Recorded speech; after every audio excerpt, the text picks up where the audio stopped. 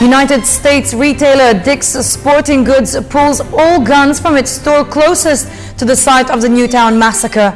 The store suspended the sale of certain kinds of semi-automatic rifles from its chains nationwide. Store officials have not said how long the suspension would last, but said it would continue during a period of mourning.